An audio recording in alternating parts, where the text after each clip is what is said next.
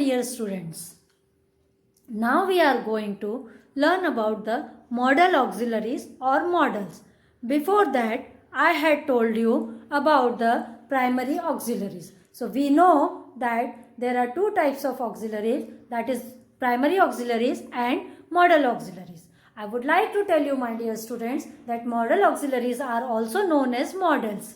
So what are modals? I will tell you the verbs can, could, may, might, will, would, shall, should, must, ought to. These are modals.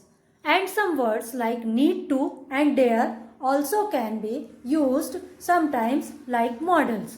Here I have given a note that modals are used before ordinary verbs to express meanings such as permission, possibilities, certainty and necessity. My dear students, we can understand that if there are sentence of permission, possibilities, certainty and necessities, we will use modals before the ordinary verbs. Now, I would like to tell you one more thing, that these terms are known as defective verbs. Why these are known as defective verbs? Because they need or some parts are wanting in them. We can say they need some of the words, or we also can say they need some parts are wanting in them. Here you will mention that along with modals, no plural forms of the verb, means s or es forms of the verb in the present tense for third person, and no present participle means ing form of the verb, and along with that no past participle form means ed or en forms are used. So you might have noticed that in the sentences, if you have read somewhere that if you are telling I can bring my bag, here can is modal, where we have used only first form of the verb but without plural form. Now I would like to tell you uses of modals, how to use those modals. First I would like to tell you can, could, may or might. For that, first rule, can. Modal can is usually expresses ability or capacity. Here for examples, can you lift this box? Here, second example, he can work this sum. Now, second rule is can and may. May is also modal, that I have told you upward. We can use can and may to express permission. But I will tell you, may is rather formal.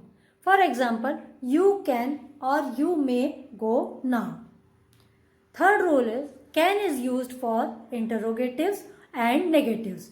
Means we will say if there are interrogative sentences or negative sentences, we will use can modal.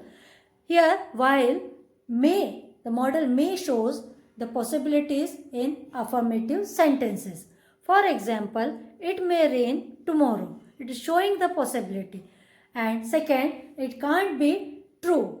So, friends, I have compared two sentences to show you that it cannot be true, and second is it may not be true. Those sentences have been compared to show that cannot denotes impossibility, whereas may not denotes improbability. So my dear students, formally may is also used to express wishes. I will show you the example as may success attend you, and second example I have taken here, may you live happily and long. Here could and might you are watching on the board. Could and might are the past form of can and may. So these will be equivalent to the can and may. Could is used for possibility. I could swim across the river when I was young. Here could is showing ability. Couldn't is for inability or impossibility we can use. For example, I have given here, I couldn't walk without a support. Now my dear students, I will show you that could is also used for suggestion. In negative sentences, either could or was were able to may be used. We can say the sentence I could do this, or we can say that I was able to do this. And negative will be vice versa. Here might. Might is used to express degree of dissatisfaction or reapproach. For example, I have taken here, you might pay a little more attention to your appearance. Here little more, this is showing more attention, comparative degree. Now we will come to the uses of shall, should, will, would. Where to use shall? Shall is used with first person and will is used with all persons to show future statements.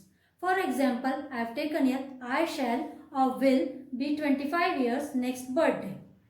Another use of shall is, it is sometimes used for second and third person to express command, a promise or threat.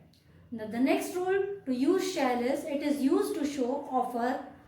For example, we shall decorate the table. Fourth rule, for suggestion we can use shall. For example, I have taken, I shall do this now. In the fifth rule, we can use shall for asking questions. For example, shall I mend this dress? Please do like, share, comment and also subscribe my videos, and also check the description box for previous videos.